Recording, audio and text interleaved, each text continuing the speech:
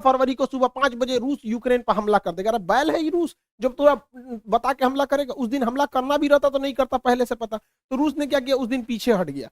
पीछे भाई, समुद्र की लहरें अगर पीछे हटती हैं तो सुनामी की पहचान होती है। गधों को लगता है कि पीछे जा रहा है वहां पे। देखिए इसमें क्या था कि चीन का रूस से काफी अच्छा संबंध है।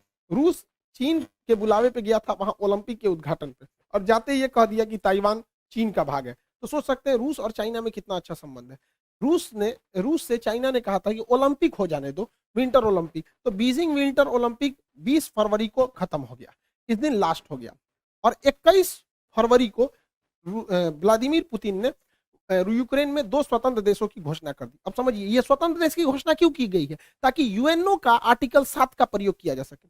और 23 तारीख को उन स्वतंत्र देशों ने लेटर लिख दिया पुतिन को कि हमें सेना की मदद किया जाए। और 23 तारीख को पुतिन ने क्या कर दिया, सेना से हमला कर दिया। ये युद्ध है ही नहीं, स्पेशल मिलिट्री ऑपरेशन है। किसकी वजह से, यूएनओ के आर्टिकल 7 की वजह से।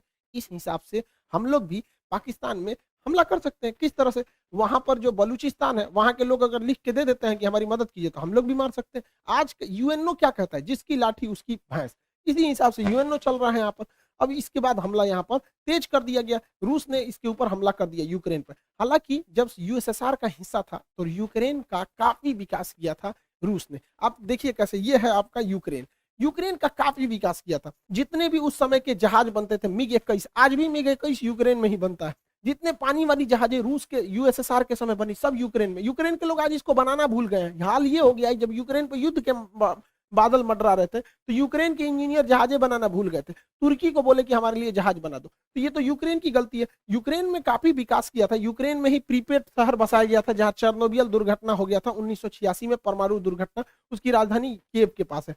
तो यूक्रेन में कोई भी देश इतना ज्यादा लगाव रखेगा और वो देश दूसरे देश को कहेगा कि नाटो सेना यहाँ लगाओ, तो भड़कबे करेगा। यूक्रेन में आज भी 30% लोग रसियन भाषा बोलते हैं। पूर्वी यूक्रेन के लोग तो इजीली मान लेंगे कि वो रसिया के हैं, और रसिया इसको छोड़ेगा भी नहीं यहाँ पर, क्योंकि कोई भी देश अपनी सुरक्षा को सर्वोपरि रखता है। यूक्रेन जो है आज भी जो सेना के हथियार बनते थे, टैंक वगैरह, वो रूस यूक्रेन में बनाता था, क्योंकि वो चाहता था कि 15 देश खुल के रखे। आज भी पाकिस्तान के टैंक जो हैं वो यूक्रेन के ही बने हुए हैं। यूक्रेन जब 1991 में यूक्रेन और 15 देश से टूटे थे यूएसएसआर से, तो यूक्रेन के पास लगभग 200 परमाणु बम थे। 1996 में एनपीटी के समझौते के तहत यूक्रेन ने अपना 200 परमाणु बम वापस दे दिया। किसको, रूस को दे दिया। अगर ये परमाणु बम नहीं दिया रहता ना, तो ये मामला कुछ और रहता। समझ गए। तो ये परमाणु बम कितने शक्तिशाली है, कोई भी परमाणु संपन्न देश पर हमला नहीं करता है। सारा मामला 2014 से गड़बड़ाया था, जब नाटो और यूरोपीय यूनियन ने एंट्री किया था। देखिए रूस की अर्थव्यवस्था का मेन स्रोत जो है वो गैस और पेट्रोलियम है। वो गैस की सप्लाई करता है। अब गैस सप्लाई पाइपलाइन से होती है, छोटे छोटे सिलेंडरों में नहीं होती है, और वो पाइपलाइन यूक्रेन के होते हुए यूरोप में जाती है। इससे अब क्या है कि देखिए ये यूक्रेन का नक्शा है, इसमें इतनी सारे पाइपलाइन जा रही हैं। अब यूक्रेन ने 2014 में नाटो के दबाव में आके कहा कि तुम अगर इधर से पाइपलाइन ले जाओगे तो हमको सालाना $33 बिलियन पैसा दो। तो रूस ने कहा ठीक है दे देंगे। तो ससुरा $33 बिलियन तुम पैसों वो लोगे और नाटो में शामिल भी हो जाओगे, यूरोपीय यूनियन में शामिल भी हो जाओगे, और रूस से संबंधों नहीं रखोगे। तो हमारे यहाँ कहावत कहा जाता है ना, पानी में उतर के मगरमच्छ से बैर कीजिएगा तो मर के आइएगा। इसी बीच मेरा चचवा पहुंच गया रूस में। अब बताइए बेशर्मी की हद होती है कि रूस युद्ध के मुहाने पे खड़ा है और ये जाके 10,000 करोड़ रुपया कर्जा मांग रहा था कि हमारे यहाँ पाइपलाइन बिछाना है, बिछा दीजिए। रूस भगा दिया इसको। जैसे ये कहा कि हमको 10,000 करोड़ रुपया मदद चाहिए, उसी समय रूस ने यूक्रेन पे हमला कर दिया। अब बताइए कोई गधा भी मतलब इतना बड़ा ये प्रधानमंत्री होके गलती किया जितना हमारा कोई विद्यार्थी गलती नहीं करेगा। रूस देखिए इसका सबसे ज्यादा जो व्यापार होता है पाकिस्तान का, वो यूरोपीय यूनियन से होता है या अमेरिका से होता है, इन देशों से होता है। इसे आर्थिक मदद में IMF देती है, वर्ल्ड बैंक देती है, जापान देता है, जो सब अमेरिका के फेवर में है। फिर भी ये अमेरिका के खिलाफ केवल जा रहा है मीटिंग करने के लिए। किस लिए? क्योंकि जो बाइडेन ने जब से शपथ लिया इसको फोन नहीं किया है, तो उनको जलाने के लिए गया था। अरे गधा कहीं का, ये सास बहू का झगड़ा हो रहा है क्या कि तुम जलाने के लिए गए थे? 10,000 करोड़ गए थे मांगने, अमेरिका ने इनके ऊपर पेनाल्टी ठोक दिया, $4 अरब का पेनाल्टी ठोक दिया इनके ऊपर। बहुत अच्छा हुआ, एक वो हाथ मिलाने गए थे, हो गया यहाँ पर कांड हो गया। और दूसरा FATF में अब ये ग्रे लिस्ट से चल जाएंगे ब्लैक लिस्ट में। जिस दिन ब्लैक लिस्ट में चल जाएंगे ना, बर्बाद हो जाएंगे, यहाँ पर पूरी तरह से चौपट हो जाएंगे। वहां पे आज भी पाकिस्तान में 12,000 रुपया का गैस सिलेंडर पड़ रहा है। अब 12,000 रुपए में गैस सिलेंडर पड़ रहा है। जिस दिन ये एफएटीएफ के ब्लैक लिस्ट में जाएंगे ना, उस दिन ये 20,000 चल जाएगा। आईएमएफ पर अमेरिका का दबाव है, वर्ल्ड बैंक पे अमेरिका का दबाव है, अमेरिका घुसिया गया है ये मीटिंग देखकर कि चोट्टा तुमको इसी बीच में जाना था। यहाँ पर कौन गधा है रे तुम्हारे यहाँ सुरक्षा सलाहकार, ओकरा कोनो बुद्धि नहीं है क्या? इतना बेवकूफी तो कोई नहीं करेगा। इसने क्या किया है, सांड को लाल कपड़ा दिखाया है। मिला क्या है इसको कि रूस ने, राष्ट्रपति ने कहा था कि जो हमारे पास आएंगे उनको कोरोना का आरटीपीसीआर टेस्ट कराना पड़ेगा। दुनिया का सबसे महंगा टेस्ट इन्हीं का हुआ है। गए हैं, आरटीपीसीआर टेस्ट कराए हैं, हाथ मिलाए हैं, मिला कुछ नहीं है, उल्टे 4 अरब रुपया का इनके ऊपर पेनाल्टी ठोक दिया। यानी आरटीपीसीआर का रेट इनका 4 अरब डॉलर बन गया। अरे यार, तुम्हारे देश की जनता सुन रहे, तुम्हारे यहाँ कोई बढ़िया बताने वाला नहीं है क्या? टीचर उचर नहीं है तुम्हारे यहाँ? तो इसको 2-4 हाथ देने लायक है। चचवा बिगड़ गया है मेरा। अमेरिका ने भारत पर दबाव बनाया कि यूएनओ में आप हमारा सपोर्ट कीजिए, क्योंकि भारत 2 साल के लिए यूएनओ के अस्थायी सदस्य है यहाँ पर। अब इसमें भारत ने वोट ही नहीं दिया, कहा कि ना हम रूस की ओर से हैं ना यूक्रेन की ओर से। तो रूस ने कहा थैंक यू भैया, तुमने नहीं दिया, बहुत अच्छा हुआ। चाइना ने भी कहा हम भी वोट नहीं देंगे। यूएई ने कहा हम भी नहीं देंगे। अमेरिका कह रहा है ये तुम काहे लिए ऐसा बोल रहा है। अब यूएई, ऐसे अरब देश ज्यादातर अमेरिका के फेवर में होते हैं, फिर भी यूएनओ में अरब देश ने इनका साथ नहीं दिया। तो ये सोचने वाली बात है कि आखिर ऐसा क्यों हुआ। तो समझिए इसके पीछे का मेन रीजन क्या है। देखिए, सऊदी अरब, यूएई जो है यहाँ पर स्थित है। यूएई के नीचे यमन है, यमन में हैती विद्रोही है सब, और इन विद्रोहियों को ईरान का साथ प्राप्त है। अगर यूएई रूस के खिलाफ जाएगा तो रूस की दोस्ती है ईरान से, वो ईरान को फोन करेगा, ईरान हैती विद्रोहियों को फोन करेगा, हैती विद्रोही यूएई को बजा देगा सब पकड़ के। तो एक रीजन ये है। दूसरा रीजन ये है कि ईरान के पास भी पेट्रोलियम है, रूस के पास भी पेट्रोलियम है और यूएई के पास भी पेट्रोलियम है। तो इन्हें दोस्तों को साथ में रख के पेट्रोलियम के लेवल को, मतलब प्राइस को कंट्रोल करने में भी मदद मिलेगी। अमेरिका इजराइल पर भी दबाव बना रहा है कि इजराइल यहां पर सीरिया में बम्बार्डमेंट कर दे ताकि रूस का ध्यान भटक जाए, लेकिन इजराइल ऐसा करने से मना कर दिया। क्यों? क्योंकि सीरिया में S-400 मिसाइल सिस्टम तैनात है, और यहां से अगर इजराइल को आगे बढ़ना होता है तो रूस से परमिशन लेना होता है। और अगर रूस से दुश्मनी लेगा इजराइल अमेरिका के चक्कर में आके, तो रूस इनका भी उपाय कर देगा। सीरिया के बगल में है लेबनान, लेबनान में हिजबुल्ला नामक आतंकवादी संगठन है।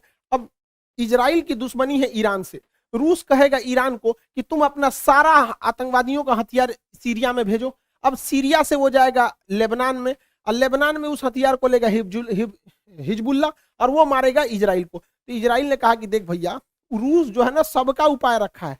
इस मिडिल ईस्ट में कोई चूचाई करता है ना, तो रूस सीधे किसको करता है? ईरान को करता है, और ईरान सबको कंट्रोल करके रखता है। हालांकि यूक्रेन के जो प्रेसिडेंट है ज़ेलेंस्की, वो भी ज्यूज यानी यहूदी हैं, और इजराइल भी यहूदी है। अब ये उसका मदद नहीं कर रहा, क्योंकि भैया देश सर्वोपरि होता है, अपने देश को काहे लिए हम रिस्क में डालेंगे, हर देश में यहाँ पे। अब ये यूक्रेन का बड़बोलापन था जो ईयू तक तो सीमित था, लेकिन नाटो में गए, अब लड़िए यहाँ पर। अब यूक्रेन को तो छोड़ेगा नहीं रूस, जो फाइनल है। अब वहाँ के लोगों को सफर करना पड़ता है, वहाँ के लोग काफी बहादुरी से लड़ रहे हैं। हम उनके लोगों की भावना, इज्जत करते हैं उनकी भावनाओं का, उनके सैनिकों को सैल्यूट करते हैं जो इतनी बहादुरी से लड़े वहाँ पर। आखिरी सांस तक उनके सैनिक लड़े। वहाँ पे जो आम नागरिक है वो भी अपने देश के लिए लड़ रहा है। ये, और जो बेचारे बूढ़े हैं, बच्चे हैं, वो मेट्रो में या कहीं शेल्टर होम में जाके रह रहे हैं। लेकिन देश के नागरिकों को भी सोचना चाहिए। किसी देश को इतना टॉर्चर मत करो। रूस को अपनी सुरक्षा चिंताओं को ध्यान में रखना पड़ेगा। हमको बड़ा कड़ा शब्द में बोलना पड़ता है, लेकिन ये बात जरूर है कि अगर यूक्रेन आज आंसू नहीं बहाएगा तो कल यूक्रेन की वजह से रूस को खून के आंसू बहाने पड़ेंगे, क्योंकि नाटो धीरे धीरे पैर पसार रहा है। 15 देशों को तोड़ दिया नाटो ने, और उसके बाद उन 15 देशों में से सारे देशों को अपने में मिलाते आ रहा है। नाटो की जरूरत क्या है? आप 15-30 देश मिलके किसी को मारेंगे यहाँ पर। तो यूक्रेन के लोगों को इसका खामियाजा भुगतना पड़ेगा। लेकिन क्या होता है कि देश, हर इंसान को अपना देश प्यारा होता है। देश तो बहुत बड़ी चीज होती है। इंसान जिस कमरे में सोता है, बेड के जिस कोने पे सोता है, इंसान को वही कोना पसंद आता है। आप भी अपने कमरे में बेड पे किसी खास कोना पे सोते होंगे, आपको वही नींद आएगा। हर इंसान की मेंटेलिटी होती है। लेकिन ये सोचना चाहिए कि हमारी देश की नीतियां कहाँ सही जा रही हैं। कई बार हमें कड़वे घोंट पीने पड़ते हैं, तो ये चीजें होती है। कई बार देश को ऐसा लगता है कि नहीं अभी हमला कर देना चाहिए, लेकिन उसको सोच समझ के करना चाहिए। हमारे ऊपर भी हमले हुए थे 26/11 जब ताज होटल पे हमला हुआ था। हम लोग भी चाहते तो पाकिस्तान पर हमला कर देते। पुलवामा हुआ था, संसद पर हमला हुआ था, कारगिल पर हुआ था। हम लोग भी चाहते तो इस्लामाबाद पे घुस जाते, लेकिन उस वजह से हमारी देश की अर्थव्यवस्था नहीं बढ़ी। अब क्या है, धीरे धीरे हमारी अर्थव्यवस्था बढ़ रही है, धीरे धीरे पाकिस्तान खुद ही बर्बाद हो जाएगा। तो ये यूक्रेन के लोगों को सोचना चाहिए कि ऐसा ना करे कि रूस जैसे देश से, इतने बड़े देश से दुश्मनी ले ले। अभी रूस का पूरा फुल प्लान क्या है, वो वायुसेना से भी हमला कर रहा है, थल सेना से भी कर रहा है, नौसेना से भी कर रहा है। वो चारों ओर से घेर चुका है यूक्रेन को और कोई मदद के लिए नहीं आया। ये दुनिया के लिए भी एक लेसन है कि जब तक अपने पैर पे नहीं खड़े रहेंगे तब तक कोई मदद करने के लिए नहीं आएगा। कोई आएगा कैसे मदद करने के लिए आपके ऊपर? आपकी खुद की परछाई भी ना अंधेरे में आपका साथ छोड़ देती है, तो दूसरे से क्या उम्मीद कर रहे हैं? मुसीबत पड़ने पे हर इंसान साथ छोड़ देती है, जब अंधेरे में परछाई ने छोड़ दिया तो। व्लादिमीर पुतिन का सीधा सा डिमांड है कि रूस ये यूक्रेन और नाटो लिखित दे कि वो कभी भी यूक्रेन को नाटो में शामिल नहीं करेंगे। रूस का दूसरा डिमांड है कि जो एस्टोनिया, लातविया, लिथुआनिया जो एकदम इसकी राजधानी के पास नाटो सेना आके बैठी हुई है, इन्हें वापस विड्रॉल करे। अमेरिका ने यूरोप में जो परमाणु बम रखे हैं इसे वापस ले जाए। ये व्लादिमीर पुतिन का है। हालांकि पुतिन का आंतरिक विरोध भी हो रहा है देश में, लेकिन इसे दबाने के लिए पुतिन काफी बेहतरीन ढंग से वेल ट्रेंड है। पुतिन का पूरा प्लान क्या है? वो यूक्रेन को इस एरिया से काट देंगे। इस एरिया से काट दिए, वो ऑलरेडी काट चुके हैं, इसमें तो कुछ सोचना ही नहीं। क्रीमिया में वही काट चुके हैं। अब ये है एक देश है जिसका नाम है मोल्डोवा। व्लादिमीर पुतिन क्या किए, बहुत पहले से प्लानिंग के तहत मोल्डोवा के इस क्षेत्र को विद्रोहियों द्वारा आजाद करा दिए हैं। इधर विद्रोही क्षेत्र है, ट्रांसनिस्ट्रिया नामक इस देश को बना दिए हैं यहाँ पर। अब उनका फुल प्लान है कि यहां से यहां ये एरिया को काट देंगे यूक्रेन का, जिससे यूक्रेन धीरे धीरे एक लैंड लॉक कंट्री हो जाएगा और ये पूरी तरह से लैंड लॉक हो जाएगा। नीचे से कोई मतलब ही नहीं बनेगा यहाँ पे, ताकि इसकी नौसेना इधर, अक्सर नाटो की नौसेना इधर आ जाती थी। अब इनको खामियाजा भुगतना पड़ेगा। क्यू में उसकी सेना घुस चुकी है, रूस की सेना चारों ओर से घुस चुकी है। अब ये वेट एंड वॉच करेंगे लोग, जल्दी से जल्दी जोनेस्की जो है वहां पे वो सरेंडर कर दे। और रूस की सेना बहुत शक्तिशाली है, कई देश मदद के लिए आए हैं, लेकिन इससे बहुत कुछ नहीं हो पाएगा। लेकिन रूस के लिए भी है, जितने देर होगा युद्ध में उतने रूस के लिए समस्याएं बढ़ेंगी, उसके ऊपर सैंक्शन जो है वो और ज्यादा लगते जाएंगे। भारत पे भी इसका असर पड़ेगा। जो गैस है उसके रेट बढ़ेंगे, पेट्रोलियम फिर 110 105 के पास चला जाएगा, क्योंकि वो ऑलरेडी बढ़ने वाले हैं। जो सनफ्लावर जिससे रिफाइंड तेल वगैरह बनाए जाते थे वो 80% आता था यूक्रेन से, यूक्रेन युद्ध में फंस चुका है, अब वो नहीं आएंगे। फिर से सरसों का तेल 200 से 250 रुपए लीटर के राउंड द फिगर जाने वाला है। दवाइयां यूक्रेन के लोगों को महंगा पड़ेगा, क्योंकि भारत उन लोगों को दवाइयां बेचता था। गेहूं के लिए एक चीज का प्रॉफिट यही है कि यूक्रेन और रूस दोनों गेहूं के बहुत बड़े उत्पादक है। यूक्रेन के पास गेहूं का बहुत बड़ा भंडार था। यूक्रेन में एक घास का मैदान है जिसे कहते हैं स्टेपी, उसे bread basket of the world कहते हैं, कि दुनिया में वो गेहूं वहां बहुत ज्यादा मात्रा में